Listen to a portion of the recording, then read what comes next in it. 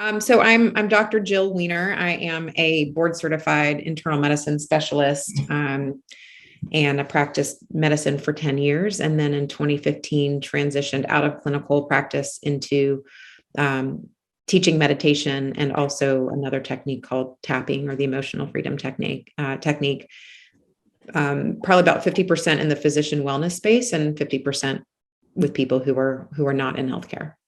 I see. I've saw on the internet that you also help other doctors with meditating, right? Yes, yeah, that's part of the physician wellness work. So I work with doctors and nurses and I other see. healthcare folks. Yeah. It's kind of fascinate me about helping other doctors with their stress and stuff. Yeah, it's definitely a massive problem. There's a lot of problems in our healthcare system itself that need to be fixed, but also the stresses of taking care of patients and of the COVID pandemic in particular have been massive. And anything I can do to help people stay happy and well in their jobs is, I think, really Yeah, I important. totally agree with that. So can you kind of does a brief introduction of what is meditation? Sure, sure. So there's a lot of different types of meditation. So I can kind of give you some general categories. The one that a lot of people have heard about is called mindfulness, which is basically cultivating, focusing on your awareness of something in the present moment, cultivating present moment awareness. And that can be on your breath, that can be on a physical sensation in your body or just different parts of your body. It can be on a mantra or a word or a phrase. It can be attention to your thoughts. There's lots of different things that mindfulness could include. And that includes a lot of the guided meditations that you're going to hear on meditation apps like Headspace or Insight Timer, stuff like that. Generally, the guided meditations are going to be more mindfulness. And that also includes loving kindness or compassion meditation. Mindfulness meditation is generally done like sitting straight with potentially your legs crossed with a upright posture, and it takes cultivating a lot of concentration and focus, which can is first off, mindfulness is amazing, and it can also be really difficult for people because we're in our culture and even before social media, but we're not really culturally ingrained, at least in the US, to like sit still and focus and concentrate and try to corral our thoughts. So that's mindfulness. You'll see a lot, if you've heard of Vipassana meditation, the 10-day silent retreats, those are all mindfulness based. And they're from a Buddhist lineage, from that tradition, but a lot of that is sort of made more secular, and the religious aspect of it is taken out of it to make it, I guess, more palatable and more generalizable to Western culture. The meditation that I teach is a different type of meditation. It's more of a transcendental type meditation in which we use a mantra, but we actually aren't cultivating focus or concentration at all. We're using a mantra to bring our brains and body into a restful state that is 2 to 5 times more restful than sleep. And so we want to use as little effort as possible. So we sit comfortably. We are not focusing or concentrating. We're kind of going with the flow of our brains, of the what we call sometimes the monkey mind, just the wild thoughts going all over the place. This technique allows those thoughts. We don't try to fight against them, which can feel really nice to people, being able to meditate without fighting against what's happening naturally inside our brain. So it's a very different type of meditation.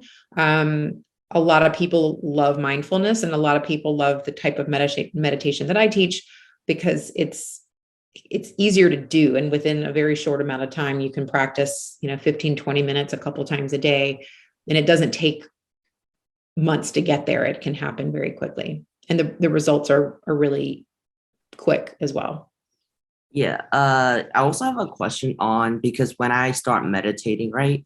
I Mhm. did a little bit of research online. I did the mindfulness meditation, which is Mhm. basically focusing on my own breath. That's like the Yep. basic of the basic. Um, and my question right now is like when I meditate, there's a lot of random thoughts that go in, go through my mind. So do you have any tip or trick to stop it? Well, I think it depends on the type of meditation that you're doing. I think all types of meditation are going to probably say that you're never going to be able to stop the thoughts, the random thoughts from coming in. The approach to those random thoughts are very different in different types of meditation. So if you're doing a mindfulness meditation, the idea is noticing that those thoughts are there and trying not to judge them, trying not to change them, but then really trying to then bring your attention back to the focus. Like, yes, the thoughts are there. Hello, thoughts. I don't hate you. You're there. Now I'm going to go back to focusing on my breath. So that's kind of with mindfulness. Um, so it's not generally trying to change that they're there, but it's still trying to cultivate something different. In the meditation that I teach, which is sort of a technique that is taught, it's not a guided practice. So it's something that like people would take a course. I have an online course. I teach it live, and there's lots of other people who teach similar types. Um, our approach to thoughts is like, awesome, bring it on. Not like, hey there, we tolerate you, but that the thoughts are actually part of the meditation. And there's no trying to like corral them or change them or fix them in any way. So I think for you, in terms of the guided practices that you're doing on apps, it would just be to understand that you're human and your brain has hundreds of thousands of thoughts all day, every day. And to try to stop that is kind of impossible. It's almost like trying to stop your heart from beating. So the idea is just say, okay, yeah, of course I'm having all these thoughts. Now I'm going to go back to the guided practice that I'm listening to, and not beat yourself up about it. Oh, thanks. So for the transcendental meditation, so Mhm. which one do you recommend, like mindfulness meditation or transcendental meditation to like people like me, a high That's a schooler great question. who's having Say, a little bit too much amount of stress? right. Yes, there's so much stress right now. Really my thought is anything that works is great. So apps are a really great introduction to mindfulness. And a lot of them, because it's guided, it can make it feel easier for people. A lot of people do struggle with mindfulness meditation because for various reasons. If they've had a lot of trauma, either emotional trauma or physical trauma, mindfulness can sometimes make that trauma can sometimes make mindfulness very uncomfortable. It can sometimes help cause them to relive part of the trauma. That doesn't happen all the time, but that can be a thing. So sometimes people who struggle with mindfulness, it might be because of trauma they've had. Um, and just to recognize if it's not going well with the mindfulness, it's not because they're broken or bad or not deserving. It's just the way that their brains are responding to the meditation. The type of meditation. So if someone loves the app, if you're listening to the app or you're able to practice mindfulness on your own and you're getting benefits, great. Stick with it. Don't change a thing if you feel like it's great.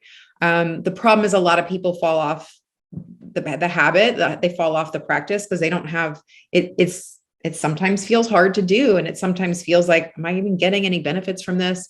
So if people are interested and they want to start with an app, I think that's great. Knowing that there's not going to be one right type of meditation for everybody. The type of meditation I teach. So I am from a tradition called Vedic meditation, which is very similar to the type of meditation called transcendental meditation, which is a big organization that has like centers all over the world. I am not a part of that organization, TM or transcendental meditation, but I teach a type of meditation that's very similar. And for me, it was life-changing. It was very easy to do. You learn, by the second day of the course, you're meditating 20 minutes twice a day. And the results were really profoundly life-changing for me. So for people who are, these techniques have a teacher. and an explanation of what's going on. And part of what I provide in my teaching is I give my students ongoing access to me in some way. So in my online course, they have access to me in a Facebook group. And when I teach live, they have access to me by email. So I can provide feedback. And if they have questions or concerns, or they're like, oh, I've fallen off my practice, what can get me going again? I'm able to give that support to them. So it's more of an investment for sure. I think that, the apps, some of them are free. So for people who are limited in money, they can just go on an app and experiment and see what works for them. And that's great. Some of the other types of meditation, like what I teach does require a financial investment. I do have discounts for students, but it's still something. So it depends on, I think, where people are at financially, if they're on the kind of experimental phase, and what works for them and what feels good for them. See, thank you. So what are some benefits of meditation then? Some benefits of meditation? Yeah, there's so many. I think generally less reactive to stress. So not feeling as stressed out all the time, not feeling as ready to snap and yell at people all the time. More like perspective. So knowing that what's happening right now in this moment that seems really bad might be okay. We might be able to get through in this moment. And of course, depending on what the bad thing is. There's a lot of health benefits. It can improve sleep. It can improve anxiety and depression. A lot of types of meditation can improve things like blood pressure, risk of heart attacks and strokes. It can improve the way our body fights infection, so our immune system can get stronger. For me, I've noticed things like when I'm driving my car, I don't get as angry at drivers. That happened very early on for me. I am a lot more, I can handle change more easily. So when things are different, when things change suddenly, I don't feel as upset by it. And I think I have a lot more compassion and empathy. So I think compassion and empathy are definitely some of the benefits as well. So yeah, I mean, there's so many, and stress related health issues like chronic headaches or chronic stomach problems, those can also, chronic back pain, chronic neck pain, those can also potentially improve. And I mentioned that mindfulness can sometimes be hard for people with trauma. So can all types of meditation, not even including the type of meditation that I teach as well. So there's not one like perfect practice. With anything in life, if we're practicing something that is potentially beneficial, there are also going to be things that come along with the healing process. Stuff can be brought up that can feel like, ooh, I didn't want to think about that. That's upsetting. That's something that I would rather, I'd rather just be happy. And so that stuff comes up, and it's stuff that we have to deal with. I think for me, meditation can also help me be more comfortable with being uncomfortable. So being upset or being pushed outside of my comfort zone is also, for a lot of people, and for me included, something that's easier to tolerate. Yeah, because when I started meditating for like about half of 1 month, 3 weeks, I think I started growing some of my growth mindsets about how can I do my schoolwork better, because I have a pretty annoying schoolwork coming up, some essays. So it actually helped me with my schools and stuff. Yeah. So I think great. Yeah. I mean, there's been studies as well that it can help with attention deficit disorder, ADD. I'm not sure what it's called in Thailand, but and learning disabilities and other things related to school, beyond school stress. So school stress, yes, but then also it can help with behavior, and it can help with stress and burnout in teachers and in other people who are caring for others. Yeah. Speaking of car anger, I should probably tell my mom to meditate. Yeah. So as you said before, meditation could also affect sleep. So how can meditation affect sleep, like generally? Yeah, so there's a lot of I'll talk specifically about the kind of meditation that I teach. I think in general, when you're less stressed out, you have the chemicals in your body, the cortisol and adrenaline and norepinephrine. These are all chemicals that we release in response to stress that help us fight off, help us stay alert for stress. Those chemicals also keep us awake. So if we're constantly in stressed out mode, we have these chemicals circulating through our body, and now we're like, oh, it's time to go to sleep. They're still in our body. So we have all these chemicals that are kind of keeping us awake, even though we want to be sleeping. And that's stuff that our body is making on its own in response to the world around us. So in general, if we're meditating more, we're going to be less in the stressed out mode, and we're not going to have as much of those hormones or chemicals in our body keeping us awake. Another thing is the meditation itself. So generally, sleep is a time for the brain to rest. But what happens is all the stresses that we have in our life, they land in our body.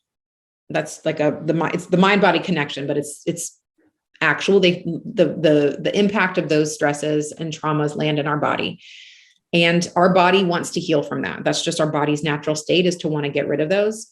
So what often happens without meditation, when we're sleeping, the body uses that time to heal from those traumas and stresses. So rather, and that can like keep us awake more because the body's kind of active. We're laying there, but inside the body, it's active and doing stuff. So, so what that will tend to do is prevent the brain from getting a chance to rest, because the body's actively like trying to heal from these traumas and stresses.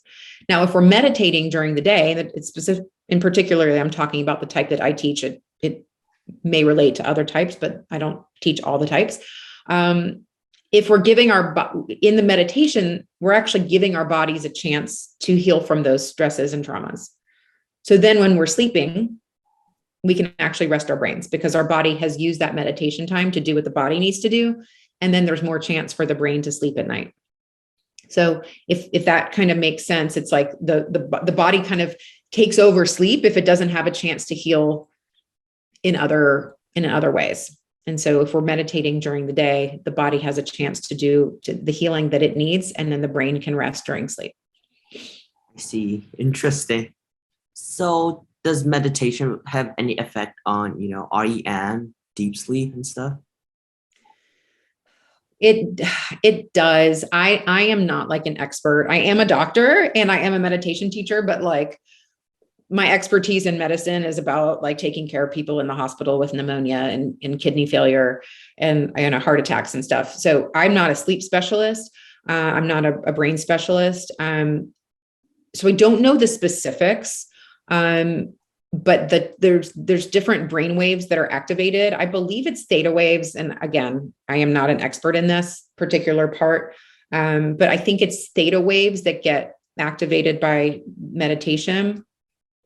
That doesn't necessarily affect sleep, but that's closer to what you are like in flow state, or if you're kind of in the groove and feeling good during the day when you're in waking state.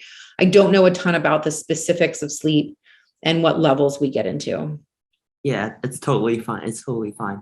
So with my recorded data, I only have like a few weeks of data. I found something pretty interesting. So my percentage of deep sleep every day, because I grabbed out the data, right? It's kind of going a little bit less. The percentage of deep sleep is a little bit less than before meditating. And but my REM is I could say significantly darker, so it's longer than without meditating. And also my total sleep time also went down a little bit. without meditating, I generally sleeps longer than meditating. I don't really know why.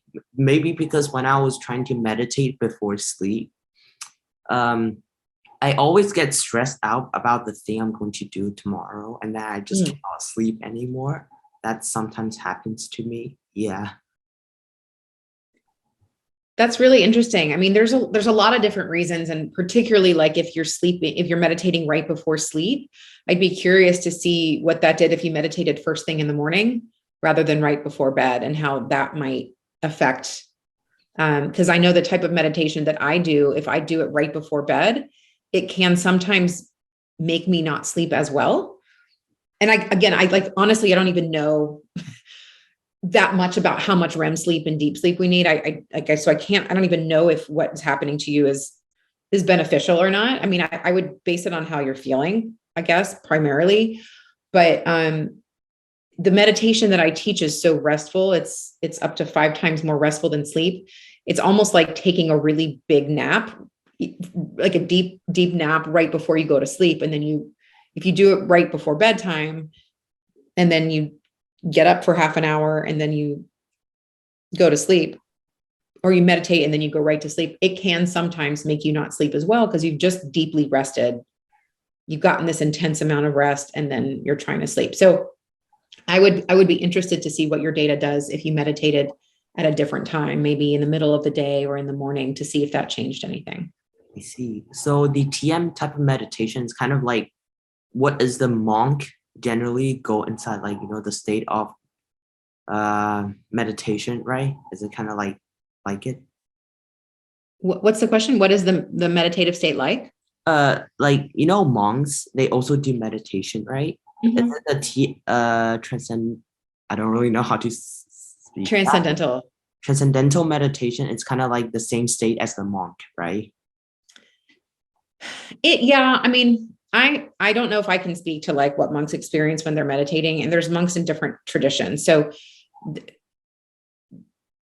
the type of meditation that I learned and that I teach is similar to what's used more in the, like, from India in the more Hindu traditions, but like not even specifically Hindu, but so it's different. It's not a focused attention practice. So I don't know specifically like what Buddhist monks do and what their meditative state is like, but the meditation that I teach is almost like adapted from what monks do all day, every day in India, for example, but adapted for people who have lives and go to school and have families and, eat pizza and stuff like that. So, and live out in the world. So it's adapted from that. The theoretically what happens, I don't know. There's a lot of different ways to talk about like the more advanced stages of consciousness, but certainly, as I have continued my meditation practice, for example, I am not a monk at all. I don't meditate all day, every day. I did for 3 months. For 3 months, I did that when I was doing my meditation teacher training in India. But I have noticed that my meditations feel less different from my awake state, because the rest that I'm getting in my meditation starts to impact the way I feel when I'm awake and living in life. So I am generally like, I started meditating in 2011. So 11 years later, I'm I'm the same person, but the way I feel and exist in the world is very different, because those benefits have gone into my waking state life more. I would imagine if I was a monk and I was doing it all the time, then like every moment of my day, potentially I'd be feeling very like calm and connected to everything around me and knowing that I'm okay and change isn't permanent and all that stuff. But I can't say for sure without, having in-depth conversations with monks about what their meditation experiences are like. I see. Yeah, that's all of my questions, Dr. Jill. Thank you for your time. Have a great time talking with you. I got a lot of useful information. Thank you. You're welcome. You're welcome. Thanks for reaching out. And I'd love to hear how it goes if you do any more research on your own meditation practice. Okay. Okay. Thank you, Dr. All Jill. right. Thanks, Ray. Thank you. Bye-bye. Bye.